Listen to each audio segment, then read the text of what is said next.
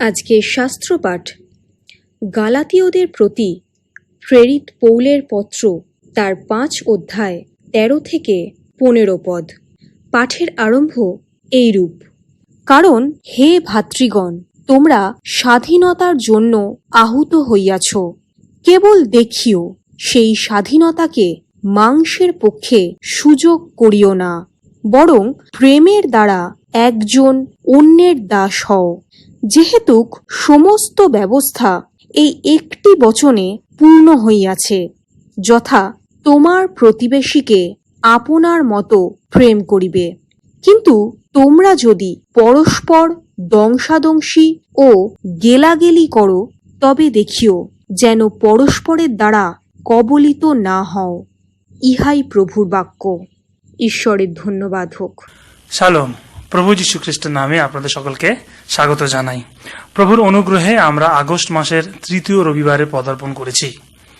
আমাদের জীবনের প্রত্যেকটা দিনই গুরুত্বপূর্ণ এবং স্পেশাল, কিন্তু বিশেষ করে গতকালকের দিনটা আমাদের কাছে বিশেষ গুরুত্বপূর্ণ এবং তাৎপর্যপূর্ণ, কারণ আমরা আমাদের ভারতের 74তম স্বাধীনতা দিবস গতকাল আমরা উদযাপন করেছি। আর সেজন্য আজকে আমি আপনাদের কাছে স্বাধীনতা সম্পর্কে শেয়ার করতে চলেছি। বিশ্বাসী হিসাবে আমরা কিভাবে স্বাধীনতাকে উপলব্ধি করি বা খ্রিস্টীয় স্বাধীনতা কি, সেই সম্পর্কে আমরা আজকের পাঠ্যাংশ গালাতীয় তার 5 অধ্যায় 13 থেকে 15 পদের মধ্য থেকে আমরা দেখার চেষ্টা করব। আসুন বাক্যে যাওয়ার আগে প্রার্থনা করি। মঙ্গলময় প্রভু, তোমার পবিত্র নামে ধন্যবাদ, গৌরব এবং প্রশংসা করি, কারণ তুমি তা পাওয়ার যোগ্য ঈশ্বর। ধন্যবাদ দিই আজকের তোমার এই দিনের জন্য গো প্রভু, যে দিনে তুমি তোমার সন্তান আমাদেরকে তোমার আরাধনা করার সুযোগ করে দিয়েছো গো পিতা। মঙ্গলময় পিতা, এই মুহূর্তে যখন আমরা তোমার বাক্যের সান্নিধ্যে আসি, তুমি দয়া করো গো প্রভু। বিশেষ করে যেভাবে তুমি আমাকে তোমার বাক্যকে উপলব্ধি করতে সাহায্য করেছো, তা শেয়ার করতে তুমি সাহায্য করো পিতা, এবং যেন বক্তা এবং শ্রোতা আমরা সবাই তোমার আত্মার আবেশে পরিচালিত হয়ে তোমার বাক্যকে উপলব্ধি করতে পারি এবং আমাদের জীবনে তার প্রয়োগের দ্বারা তোমার গৌরব করতে পারি। তুমি আমাদের প্রত্যেকের সঙ্গে সঙ্গে থাকো, তুমি উচ্চকিত গৌরবান্বিত হও। যিশু নামে প্রার্থনা চাই, আমেন। স্বাধীনতা আমাদের কাছে আনন্দের বিষয়, গর্বের বিষয়। ইংরেজদের কাছ থেকে স্বাধীন হওয়ার পর থেকে আমরা নতুন করে আর পরাধীনতার জীবন আমরা যাপন করতে চাই না। আমরা আর কারোর দাস হতে চাই না, বরং স্বাধীনতা আনন্দ আমরা উপভোগ করতে চাই, আমরা স্বাধীনভাবে বাঁচতে চাই। কিন্তু সত্যিই কি আমরা স্বাধীনভাবে জীবনযাপন করছি?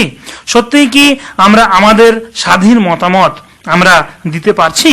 যার জন্য বর্তমান সময় আমরা বিভিন্ন ধরনের মুভমেন্ট আমরা দেখতে পাই, যেমন বাক স্বাধীনতা, কি জামা কাপড় পরবো তার স্বাধীনতা, কি খাবো তার স্বাধীনতা, এই সমস্ত বিষয়, বা ধর্মীয় স্বাধীনতা, এই সমস্ত বিষয় আমরা বিভিন্ন মুভমেন্ট আমরা দেখতে পাই বা আমরা তার মধ্যে দিয়ে চলেছি। আবার অনেক ক্ষেত্রে স্বাধীনতা নামক এই শব্দটি বা এই যে স্বাধীনতার যে স্ট্যাটাস, তাও কিন্তু অনেক সময় অপব্যবহার করা হয়ে থাকে। যে যার ইচ্ছা মতো জীবনযাপন করে চলেছে, তাদের কাছে যেটা ভালো বলে মনে হচ্ছে তারা সেরকম ভাবে জীবনযাপন করছে। হ্যাঁ, আমি আমার জীবন আমার মতো লিড করব, সেখানে কেউ কিছু বলতে পারবে না, তার স্বাধীনতা। আবার সেম সেক্স ম্যারেজ সম্পর্কেও স্বাধীনতা, আমরা সে আন্দোলন আমরা দেখতে পাচ্ছি, যা অনেক সময় অনেক ক্ষেত্রে বিভিন্ন মণ্ডলীতেও তা অ্যাপ্রুভও করা হয়েছে। খুবই দুঃখের বিষয়। এখন এই সমস্ত কিছু যেহেতু আমাদের সমাজে হয়ে চলেছে, তাই এগুলোকে আমার দায়িত্ব নয় বলে আমরা এড়িয়ে যেতে পারি না। একজন সামাজিক জীব হিসাবে, একজন মানুষ হিসাবে সমাজের প্রতি আমার এবং আমাদের প্রত্যেকের দায়িত্ব রয়েছে, তা যেন আমরা অস্বীকার না করি। আমরা জানি এবং বিশ্বাস করি যে 2000 বছর আগে প্রভু যীশু খ্রিস্ট আমাদের পাপের জন্য মৃত্যুবরণ করেছিলেন এবং পুনরুত্থিত হয়েছিলেন, এবং তার দ্বারা তিনি আমাদেরকে পাপের দাসত্ব থেকে স্বাধীন করেছিলেন। তাকে বিশ্বাসের দ্বারা আমরা শয়তানের দাসত্ব থেকে মুক্ত হয়েছি। কিন্তু তারপরেও যখন আমরা নিজেদের জীবন দেখি, তখন উপলব্ধি করি যে অনেক ক্ষেত্রে আমরা এখনো প্রভুর দাস নই, বরং শয়তানের কৃত দাস হয়ে চলার আমরা চেষ্টা করছি। বাইবেল বলে যে পাপ করে সে শয়তানের দাস। অর্থাৎ খ্রিস্ট আমাদের স্বাধীন করলেও পাপ করার দ্বারা আমরা শয়তানের পরাধীনতার জীবনযাপনকেই শ্রেয় বলে মনে করে এগিয়ে চলার চেষ্টা করছি। আর এই বিষয়ে সাধু পৌল তার গালাতীয়দের প্রতি পত্রের 5 অধ্যায়ে আমাদেরকে শিক্ষা প্রদান করেছেন। গালাতীয় তার 5 অধ্যায়ের মূল বিষয়বস্তু হলো স্বাধীনতা, যা আমরা এই অধ্যায়ের শুরুতেই দেখতে পাই। যদি এক পদ আমরা পাঠ করি, সেখানে বলা হয়েছে, স্বাধীনতার নিমিত্তই খ্রিস্ট আমাদিগকে স্বাধীন করিয়াছেন, অতএব তোমরা স্থির থাকো এবং দাসত্ব জোয়ালিতে আর বদ্ধ হইও না। কেন পৌল কথা বললেন? কারণ সেই সময়ে গালাতীয় মণ্ডলীতে কিছু ভ্রান্ত শিক্ষক তাদের ভ্রান্ত শিক্ষার দ্বারা গালাতীয় মণ্ডলীকে ভাঙার চেষ্টা করছিল। তারা কি করতে চাইছিল? বিশ্বাসীদেরকে ভ্রান্ত শিক্ষার দ্বারা, বিধান পালনের দ্বারা, তারা কি করতে, যে বিধান পালনের মাধ্যমেই তোমরা কি করতে পারো, পরিত্রাণ লাভ করতে পারো বলে তারা তাদেরকে শিক্ষা দিচ্ছিল এবং তাদেরকে বিধানের দাস বা সে ব্যবস্থার দাস তারা করার চেষ্টা করছিল, যা আজকে আমাদের সময় কিন্তু অনেক জায়গায় হয়ে চলেছে। বিভিন্ন ভ্রান্ত শিক্ষক তাদের চটকদার শিক্ষার দ্বারা বিশ্বাসীদেরকে ভাঙাতে চাইছে এবং তাদের নিজেদেরকে দলে টানার চেষ্টা করছে। তারা কি প্রচার করছে? অনেক ধরনের ভ্রান্ত শিক্ষা রয়েছে, তার মধ্যে একটি আমি আপনাদের সঙ্গে আজকে শেয়ার করতে চাই। কি? তারা এমন শিক্ষা দিয়ে থাকে, যেহেতু খ্রিস্ট তোমাদের জন্য মরেছেন, আর তাই তোমরা যা কিছু করো তাতে কোনো অসুবিধা নেই। যেহেতু খ্রিস্ট তোমাদের জন্য ধার্মিকতার জীবনযাপন করেছেন, তাই তোমরা যেমন খুশি চলো, যেমন ভাবে জীবনযাপন করো না কেন, তাতে কোনো অসুবিধা নেই। খ্রিস্টতে প্রিয় ভাই বোন, যদি আপনারা এই ধরনের কোন শিক্ষার সংস্পর্শে এসে থাকেন বা শুনে থাকেন, তাহলে আমি আপনাদের অনুরোধ করি, এখন থেকে সাবধান হন। কি মনে হয়, আমরা আমাদের খেয়াল খুশি মতো জীবনযাপন করব, পাপে জীবনযাপন করব, তার জন্য কি খ্রিস্ট মরেছিলেন? না, তা নয়। গালাতীয় মণ্ডলীর বিশ্বাসীরাও যিশুকে বিশ্বাসের দ্বারা পাপের পরাধীনতার হাত থেকে উদ্ধার পেয়েছিল, কিন্তু কিছু ভ্রান্ত শিক্ষকের প্রতি তারা ফিরে নতুন করে ব্যবস্থা পালনের দ্বারা পরিত্রাণ লাভের চেষ্টায় তারা নিজেদেরকে নতুন করে কি করছিল? পরাধীন করে তুলতে চাইছিল।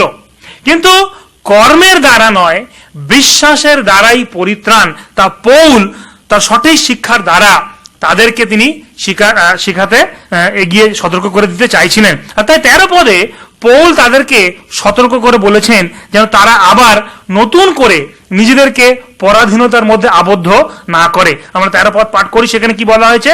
13 পদ, কারণ হে ভ্রাতৃগণ, তোমরা স্বাধীনতার জন্য আহুত হইয়াছ, কেবল দেখিও সেই স্বাধীনতাকে মাংসের পক্ষে সুযোগ করিও না, বরং প্রেমের দ্বারা একজন অন্যের দাস হও। খ্রিস্টীয় সম্প্রদায় কোনো শৃঙ্খলে আবদ্ধ থাকা সম্প্রদায় নয়। খ্রিস্ট সম্প্রদায়, তিনি ঈশ্বর আমাদেরকে কি করেছেন? তার অনুগ্রহে প্রভু যীশু খ্রিস্টের দ্বারা আমাদেরকে তিনি মুক্ত করেছেন। আমরা জানি যে ঈশ্বর ইতিমধ্যেই তার বাক্য দ্বারা আমাদেরকে স্বাধীন করেছেন। যোহন তার 8 অধ্যায় 32 পদে কি বলেছে? আর তোমরা সেই সত্য জানিবে এবং সেই সত্যই তোমাদিগকে মুক্ত করিবে। আর যতজন আজকে আমরা যীশু খ্রিস্টকে বিশ্বাস করি, ততজন তাঁতে বিশ্বাসের দ্বারা আমরা স্বাধীন, কারণ যিশুই আমাদের পরিত্রাতা, যিশুই আমাদের মুক্তিদাতা। সুসমাচার আমাদেরকে 3টে বিষয়ে সাবধান করে থাকে বা 3টি বিষয় থেকে আমাদেরকে স্বাধীন করে থাকেন। প্রথম বিষয়, মসির বিধান বা ব্যবস্থা থেকে আমাদেরকে স্বাধীন করে থাকেন, কারণ আমরা বিধান বা ব্যবস্থা পালনের দ্বারা আমরা ধার্মিক গণিত হই না, প্রভু যীশু খ্রিস্টের বিশ্বাসের দ্বারা আমরা ধার্মিক গণিত হই। দ্বিতীয় বিষয়, পাপ থেকে আমাদেরকে স্বাধীন করে থাকেন। এবং তৃতীয় বিষয়, আমাদের নিজস্ব মানসিক ইচ্ছা যে চরিতার্থ বা পূর্ণ করা বা টেম্পটেশন, তার থেকে আমাদেরকে স্বাধীন করে থাকেন। খ্রিস্ট বিশ্বাসী আমরা বর্তমানে এমন এক অবস্থার মধ্যে জীবনযাপন করছি যা অনবরত মাংস এবং আত্মার মধ্যে কি দ্বন্দ্ব হচ্ছে। আমাদের ভিতরকার মাংস এবং আত্মার মধ্যে অনবরত সেই যুদ্ধ লেগে রয়ে চলেছে। বিশ্বাসী হওয়ার পরেও অন্যান্য মানুষদের থেকে আমাদের পরিচিতির পরিবর্তন ঘটেছে। আমরা খ্রিস্ট বিশ্বাসী, আমাদের পরিচিতির পরিবর্তন ঘটেছে, খ্রিস্টে আমরা স্বাধীন, কিন্তু আমরা এখনো রক্ত মাংসের মানুষ, তা যেন আমরা ভুলে না যাই। আমরা এখনো রক্ত মাংসের মানুষ, তা যেন আমরা অস্বীকার না করি। আর যেহেতু আমরা রক্ত মাংসের মানুষ, তাই আমাদের মধ্যে সেই ইচ্ছা, অভিলাষ, কামনা, বাসনা প্রভৃতি বিষয় এখনো আমাদের মধ্যে বিরাজমান। আবেগ, ক্রোধ, এই সমস্ত কিছু আমাদের মধ্যে এখন দেখতে পাওয়া যায়, যা কিনা আত্মার বিরুদ্ধে কাজ করে থাকে। আর তাই খ্রিস্টে আমাদের সেই স্বাধীনতাতে ফাটল ধরানোর জন্য শয়তান এখনো পর্যন্ত বিভিন্নভাবে তার কৌশল, তার ফাঁদ সে পেতে চলেছে, আমাদেরকে আকৃষ্ট করে চলেছে, যাতে আমরা তার ফাঁদে পা দিয়ে আমাদের সেই স্বাধীনতাকে ত্যাগ করে তার পরাধীনতায় চলি, তার কৃতদাস হয়ে চলি। খ্রিস্টীয় স্বাধীনতা আমাদের মানসিক ইচ্ছা চরিতার্থ পূরণ করার জন্য নয়। আর সেই জন্য পৌল তাদেরকে কি বলেছেন, যে তোমরা স্বাধীনতার জন্য আহুত হইয়াছ ঠিকই, কেবল দেখিও সেই স্বাধীনতাকে মাংসের পক্ষে সুযোগ করিও না। এবং একই কথা পিতরও তার পত্রে লিখেছেন। যদি প্রথম পিতর আমরা 2:16 পাঠ করি, সেখানে বলছেন, আপনাদিগকে স্বাধীন জানো, আর স্বাধীনতাকে দুষ্টতার আবরণ করিও না, কিন্তু আপনাদিগকে ঈশ্বরের দাস জানো। এখন প্রশ্ন হলো, কেমন করে বিশ্বাসীরা মাংসের পক্ষে সুযোগ গ্রহণ করতে পারে? আর তার উত্তর হলো আমাদের স্বাধীনতা। ঈশ্বর যেহেতু আমাদেরকে স্বাধীন করেছেন, সেই জন্য সেই স্বাধীনতার ফলস্বরূপ আমরা মাংসের পক্ষে সুযোগ গ্রহণ করতে পারি। ঈশ্বর আমাদেরকে রোবট করে তৈরি করেননি, যে আমাদেরকে চাবি দিয়ে ঘুরিয়ে দেওয়া হল এবং সে রোবটের মতো আমরা চলতে শুরু করলাম, তা কিন্তু নয়। আমাদেরকে স্বাধীনভাবে তিনি তৈরি করেছেন, যার ফলস্বরূপ আমরা আত্মার ফল ধারণ করব নাকি মানসিক অভিলাষে চলবো, তার সেই সেই স্বাধীন সিদ্ধান্ত কে নিতে পারে? আমরা নিতে পারি। আর তাই আমরা যেন স্মরণে রাখি যে আমাদেরকে যখন স্বাধীন করা হয় খ্রিস্টে, নতুন করে পাপ করার জন্য স্বাধীন করা নয়। পাপ থেকে আমাদেরকে স্বাধীন করা হয়েছে, কিন্তু পাপ করার জন্য স্বাধীন করা হয়নি। আমাদেরকে পাপ করার লাইসেন্স দেওয়া হয়নি, যেন আমরা সেটিকে টেকেন ফর গ্রান্টেড হিসেবে মনে না করি, যে আমাকে স্বাধীন করা হয়েছে, যা ইচ্ছা করে যাও। এইবারে খ্রিস্ট তো তোমার জন্য মরেছেন, তিনি তো তোমার জন্য জীবনযাপন করেছেন, যা ইচ্ছা করে যাও। না বন্ধুগণ, যদি আমরা তা চিন্তা করে থাকি বা যদি সেই শিক্ষা আমরা পেয়ে থাকি, সেটা ভুল শিক্ষা বা ভুল চিন্তা। আর তাই পৌল বিধানের দাস নয়, ব্যবস্থার দাস নয়, বরং কি বলছেন? প্রেমের দ্বারা একজন অন্যের দাস হও, বা একে অন্যকে সেবা বা সাহায্য করো। কেন? কারণ কেবলমাত্র তার দ্বারাই বিশ্বাসী আমরা প্রকৃত অর্থে আমাদের স্বাধীনতাকে ব্যবহার করতে পারি। অর্থাৎ আমাদেরকে খ্রিস্টে স্বাধীন করা হয়েছে কেন? যেন আমরা খ্রিস্টের ভালোবাসা অন্যদের কাছে নিয়ে যেতে পারি, যেন খ্রিস্ট যেভাবে সেবা করেছেন আমাদের জীবন, আমরা যেন তার সেই ভালোবাসা অন্যদের কাছে পৌঁছে দিতে পারি, যার দ্বারা অন্য মানুষের উপলব্ধি করতে পারে খ্রিস্ট কে, তিনি কি করেছিলেন। সেজন্য আমরা যখন তা করি, অন্যকে সেবা করি বা অন্যকে যখন সাহায্য আমরা করি, তার দ্বারা আমরা যে কোনো কিছুর জন্য যোগ্য হই তা নয়, বরং আমাদেরকে অলরেডি যোগ্যতর করা হয়েছে যেন আমরা তা করি। আমাদেরকে স্বাধীন করা হয়েছে এই জন্যই যেন আমরা অন্যদের কাছে সাহায্যের হাত নিয়ে যাই, আমরা যেন একে অন্যের দাস হই। কেন? কারণ 1 করিন্থীয় 9:19 অনুসারে যেন আমরা অধিক লোককে খ্রিস্টের জন্য লাভ করতে পারি। পৌল তাই করেছিলেন। অধিক লোককে খ্রিস্টের জন্য গ্রহণ করার জন্য পৌল ঠিক সেই কাজই করেছিলেন। যীশু খ্রিস্ট আজকে আমাদের কাছে প্রকৃত দাসের রোল মডেল। তিনি ঈশ্বর হয়েও মানুষ হয়ে এই পৃথিবীতে তিনি জন্মগ্রহণ করলেন, আমাদের ন্যায় দাসের বেশ তিনি দুঃখভোগ করলেন, আমাদের জন্য তিনি মরলেন, ক্রুশবিদ্ধ হলেন এবং তিনি পুনরুত্থিত হলেন যেন আমরা কি করি? জীবন লাভ করি। আর আজকে আমরা তার সন্তান হয়ে আমরাও কি করব? আমাদের কি করা উচিত?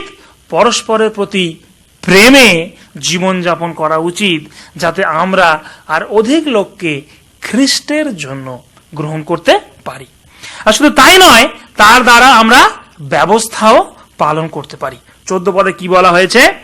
যেহেতু সমস্ত ব্যবস্থা একটি বচনে পূর্ণ হইয়াছে, যথা তোমার প্রতিবাসীকে আপনার মতো প্রেম করিবে। এখানে ব্যবস্থা বলতে ঈশ্বরের আজ্ঞা বা বিধানকেই বোঝানো হয়েছে, যা মূলত 10 আজ্ঞাকে নির্দেশ করে বা তথা আরো অন্যান্য ঈশ্বরীয় আজ্ঞাকে নির্দেশ করে। কিন্তু যদি আমরা গালাতীয় পত্রের কনটেক্সট আমরা দেখিনি, সেখানে তকছেদ পালনের ব্যবস্থাকেই নির্দেশ করা হয়েছে। কারণ সেই ভ্রান্ত শিক্ষকেরা গালাতীয় মণ্ডলীর বিশ্বাসীদেরকে তকছেদ পালনের দ্বারা পরিত্রাণ লাভের অর্জন করা তারা সেই শিক্ষা দিয়ে চলেছিল। কিন্তু তাদের নিজেদের মধ্যে সেই ভালোবাসা ছিল না। তারা ব্যবস্থা পালনের প্রতি তারা জোর দিচ্ছিল, কিন্তু পরস্পরের প্রতি তাদের ভালোবাসা ছিল না। সেই জন্য পৌল তাদেরকে তাদের শাস্ত্র লেবীয় তার 19 অধ্যায় 18 পদ থেকে উদাহরণ দিয়েছেন, যাতে তারা পরস্পরকে প্রেম করে। উদাহরণস্বরূপ আমরা আমাদের বর্তমান পরিস্থিতির কথা আমরা চিন্তা করতে পারি, যেখানে নিয়ম পালন করা হচ্ছে কিন্তু ভালোবাসা নেই, যেখানে মানবিকতা নেই। আজকে করোনা টেস্টের নামে সুস্থ মানুষকে অসুস্থ করে দেওয়া হচ্ছে, মেরে ফেলা হচ্ছে। যেখানে এই রোগের কোনো চিকিৎসা নেই, সেখানে রোগীর পরিবারদের হাতে লক্ষ লক্ষ টাকার বিল ধরিয়ে দেওয়া হচ্ছে। আমরা কোথায় কেমন ভাবে চলছি? শুধুমাত্র এই কঠিন সময়ে নয়, কিন্তু মানুষ হিসাবে আমাদের সর্বদা উচিত একে অন্যের পাশে থাকা, একে অন্যের প্রতি খ্রিস্টের ভালোবাসা শেয়ার করা, একে অন্যের সেবা করা, একে অন্যের প্রতি মানবিক হওয়া। আরো একটি বিষয়, আমরা এই যে সেবা করার বিষয়টা, এইটা যেন আমরা টেকেন ইট ফর গ্রান্টেড বলে মনে না করি। কি বলতে চাইছি আমি? অর্থাৎ একজন কেবল আমাকে সেবা বা সাহায্য করে যাবে, আর আমি সেই সেবা বা সাহায্য অনবরত তার কাছ থেকে বা তাদের কাছ থেকে গ্রহণ করে যাব, পরিবর্তে আমি কোনোদিন তাদেরকে সাহায্য করব না বা অন্যদের প্রতি সাহায্যের হাত বাড়িয়ে দেব না, তা যেন না হয়। সেই জন্য যিশু বলেছেন মথি তার 7 অধ্যায় 12 পদে, তোমরা যা ইচ্ছা করো যে লোকে তোমাদের প্রতি করুক, তোমরা নিজেরা তা অন্যদের প্রতি করো।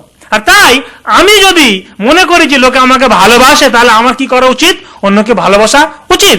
আমি যদি মনে করি লোকে আমাকে সম্মান করে, তাহলে আমার কি করা উচিত? লোকে সম্মান করি। অতএব এই সেবা বা সাহায্য করা কোনো একটা ব্যক্তির বা কোনো একটা গোষ্ঠীর কাজ নয়, আমাদের প্রত্যেকের কাজ। বিশ্বাসী হিসেবে এবং মানুষ হিসেবে আমাদের প্রত্যেকের কাজ যেন আমরা একে অপরের প্রতি সাহায্য, ভালোবাসার হাত বাড়িয়ে দিই। আমি ক্রমাগত ভাবে পিছন থেকে কাউকে ল্যাং মেরে যাব, আর ক্রমাগত ভাবে নিজেকে বড় করে দেখানোর চেষ্টার জন্য অন্যকে আমি ছোট করে দেখিয়ে যাব, তারপরেও আশা করব যেন সে বা অন্যান্য লোকে যেন আমাকে কি বলে, ভালো বলে বা বড় বলে, তা কোনোদিন সম্ভব নয়। প্রথমত, বিশ্বাসী হিসাবে আমি কখনোই অন্যকে ছোট করে দেখাবো না নিজেকে বড় করে তোলার জন্য। এবং দ্বিতীয়ত, আমরা তখন কখনো আশাও করতে পারি না যে আমি কাউকে ছোট করব আর সে আমাকে বড় করে দেখাবে। আমরা তো আশা করা উচিত নয়।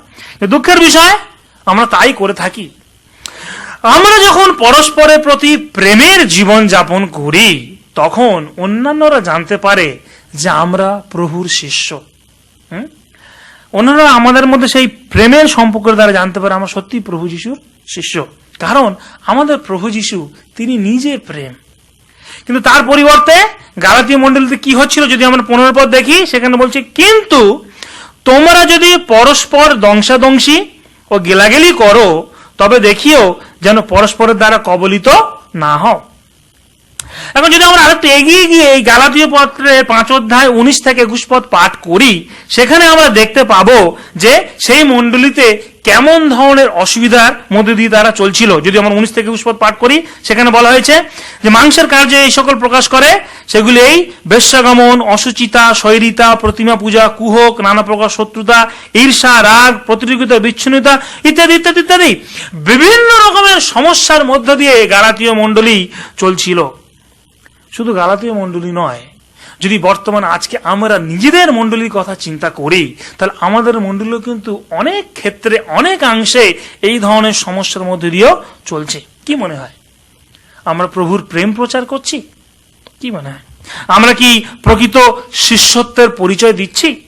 যিশুকে জানার আগে ও যিশুকে জানার পরে আমার জীবনের মধ্যে যদি পার্থক্য না থেকে থাকে, তাহলে একটা বিষয় আমাদের নিশ্চিত যে আমাদের প্রকৃত পরিবর্তন এখনো হয়নি।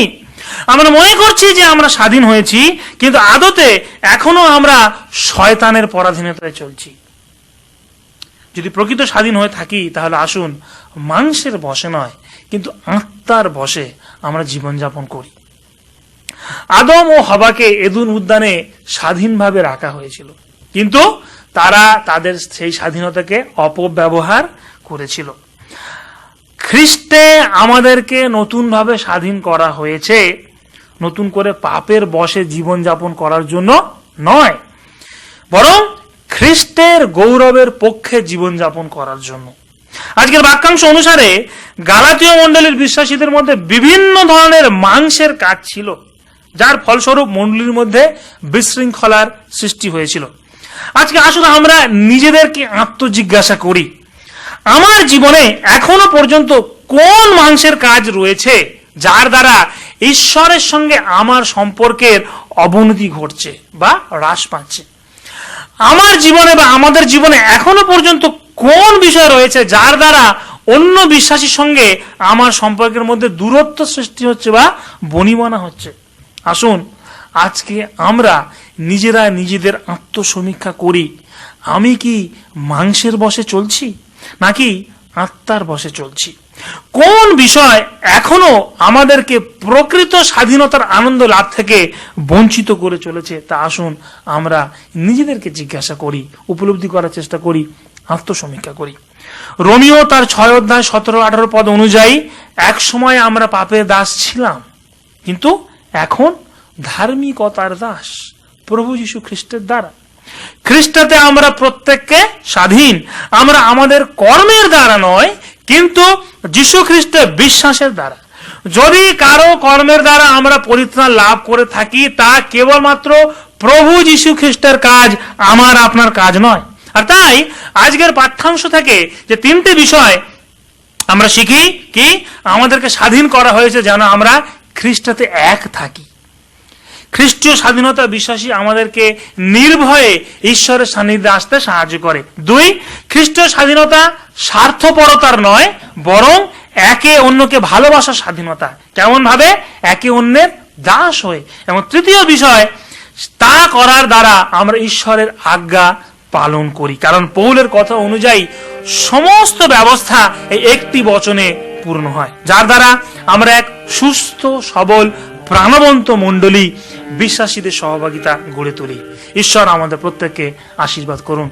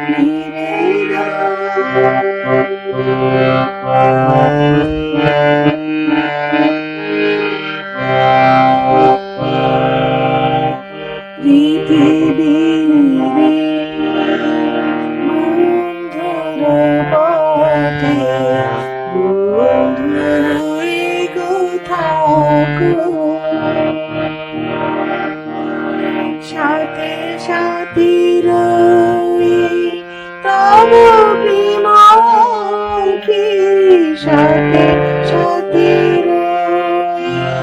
তব প্রেম আঁখি মোর পানে সদা রাখো। নূতন জীবন পেতে আমি চাই, তাই তো প্রভু তোমাকে জানাই। নূতন জীবন পেতে আমি চাই, তাই তো প্রভু তোমাকে জানাই। নব চেতনা শুভ আগমনে, নব চেতনা শুভ আগমনে মুছে যাক পুরাত করি আজ নিবেদন। প্রার্থনা তব কাছে প্রভু, করি আজ নিবেদন, করি আজ